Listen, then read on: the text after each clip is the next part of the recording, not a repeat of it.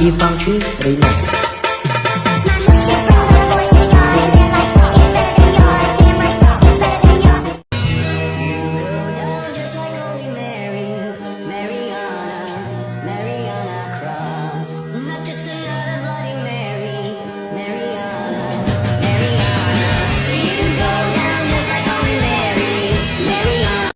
Assalamualaikum warahmatullahi wabarakatuh. Salam, Om Swastiastu, Namo Buddhaya, dan salam kebajikan. Perkenalkan, nama saya Febriandi, NIM 213010703007. Di sini saya ingin menjelaskan apa itu Neo Government. Sebelumnya saya ingin berterima kasih kepada Bapak karena dari penugasan ini saya bisa mengetahui lebih dalam lagi apa sih itu Neo Government. Konsep dan bentuk tata kelola pemerintahan tentang perspektif of public governance, neo public governance, dan neo public service merupakan bagian-bagian dari tata kelola pemerintahan. Definisi dari ketiga pengertian di atas pun mempunyai pengertian yang berbeda pastinya. Pemberian pelayanan yang baik kepada masyarakat, maka pemerintah akan dapat mewujudkan tujuan negara, yaitu menciptakan kesejahteraan masyarakat. Pelayanan kepada masyarakat tersebut terintegrasi dalam penyelenggaraan pemerintahan dan pembangunan. Tujuan utama dari pelayanan publik adalah memenuhi kebutuhan masyarakat agar dapat memperoleh pelayanan yang diinginkan dan memuaskan. Oleh karena itu, pemerintah penyedia layanan harus mampu mengidentifikasi kebutuhan dan keinginan warga negaranya, dan kemudian memberikan pelayanan sesuai dengan keinginan dan kebutuhan warga negaranya tersebut. Neo Public Governance. Neo Public Governance ini bisa disebut juga Neo Public Management. Neo Public Management adalah manajemen yang baru dan muncul sebagai tanggapan terhadap kompleksitas yang meningkat dan krisis fiskal pemerintah dari berbagai negara. Karena dinilai organisasi publik lama tidak produktif, tidak efektif, dan juga tidak efisien, kurang inovasi, akhirnya muncul gerakan reformasi manajemen. Beberapa negara juga banyak yang menggunakan karena banyak memberikan perubahan positif dalam implementasi sektor publik. Selanjutnya kita masuk pada karakteristik Neo Public Management. Yang pertama, karakteristiknya adalah lebih berfokus pada hasil kinerja, output, dan outcome.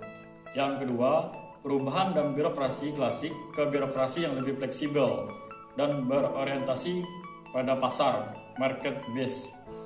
Yang ketiga, tujuan organisasi dan individu ditetapkan secara jelas sehingga menjadi dasar penilaian hasil indikator kerja. Yang keempat, fungsi pemerintahan lebih ramah pada pasar dan juga lebih bersifat mengarahkan dan memfasilitasi daripada menjalankan atau melaksanakan pelayanan publik secara langsung. Yang kelima, kecenderungan mengurangi fungsi-fungsi pemerintahan melalui privatisasi dan juga menjelaskan pokok dari paradigma Neo Public Management diantaranya adalah A. Pengelolaan masalah publik lebih oleh semangat kewirausahaan daripada birokrasi tradisional. B. Penentuan dan pengukuran baku kinerja yang jelas. C. Penekanan pada pengendalian output. D. Kesadaran akan pentingnya disegresi dan desentralisasi pelayanan publik. E. Penerapan dan promosi kompetisi dalam pengadaan pelayanan publik. F. Promosi disiplin dalam alokasi anggaran.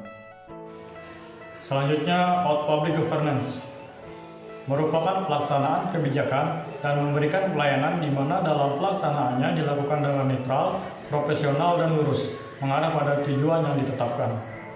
Konsep Out Public Governance atau administration menyatakan bahwa peran pemerintah adalah rowing in hub dan menjelaskan bahwa peran pemerintah dalam konteks rowing adalah sebagai pusat pertanggungjawaban administrasi.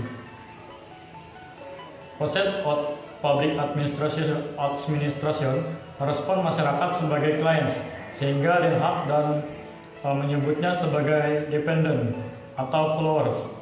Akuntabilitas dalam konsep of public administration adalah bersifat hierarkis. Ciri-ciri lain dari paradigma of public governance yaitu yang pertama, dalam model ini menerapkan paradoks birokrasi yang awalnya bertujuan untuk menciptakan efisiensi organisasi, namun di dalam pelaksanaannya justru menjadi sarang inefisiensi dari organisasi tersebut. Yang selanjutnya, birokrasi sebagai organisasi formal tidak mewadahi dan mengakomodir aspek informal individu. Selanjutnya, tumpang tindih. Kepentingan individu mengakibatkan terjadinya penyimpangan dalam wilayah politik. Prinsip-prinsip administrasi sulit diterapkan karena adanya tarik-menarik antara prinsip efisiensi dan keadilan sosial dalam proses pengambilan keputusan. Selanjutnya, masalah keterbatasan sumber daya sehingga ada prioritas organisasi publik dalam melakukan distribusi. Neopublic. Selanjutnya, neopublic service. Neopublic service adalah paradigma yang berdasar atas konsep-konsep yang pada hakikatnya sesuai dengan nilai-nilai yang ada di masyarakat. Sistem nilai dalam masyarakat adalah dinamis sehingga membutuhkan pelayanan yang prima dari pemerintah. Teori neopublic service memandang bahwa birokrasi adalah alat rakyat dan harus tunduk kepada apapun suara rakyat. Sepanjang suara itu rasional dan legitimate secara normatif dan konstitusi, seorang pimpinan dalam birokrasi bukanlah semata-mata makhluk ekonomi seperti yang diungkapkan dalam teori neopublic management, melainkan juga makhluk yang berdimensi sosial, politik, dan menjalankan tugas sebagai pelayan publik.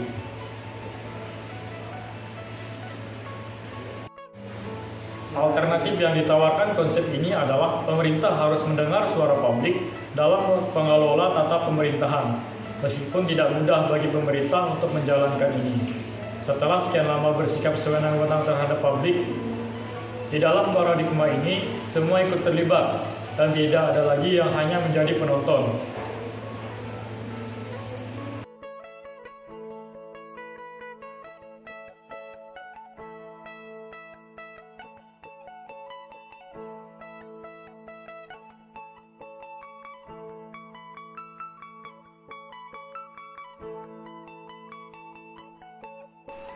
Prinsip-prinsip neopublic service.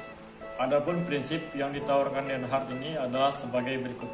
Yang pertama, melayani warga negara bukan sebagai customer. Yang kedua, mengutamakan kepentingan publik.